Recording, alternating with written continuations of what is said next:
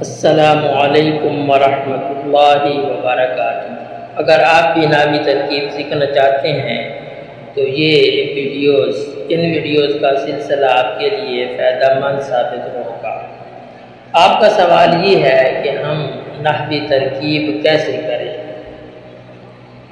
اس کا جواب بہت آسان سا ہے کہ نحوی ترکیب سیکھنے کے لیے آپ کو 3 باتیں سیکھنا ضروری ہیں۔ نمبر 1، آپ کو اسم فعل اور حرف کی پہچان ہو۔ نمبر 2، ان کلمات کا آپس میں تعلق معلوم ہو۔ نمبر 3، آپ کو وجہ اعراب معلوم ہو۔ جب یہ تینوں باتیں آپ سیکھ لیں گے تو آپ کے لیے کسی بھی عربی عبارت کی ترکیب کرنا آسان ہو جائے گی۔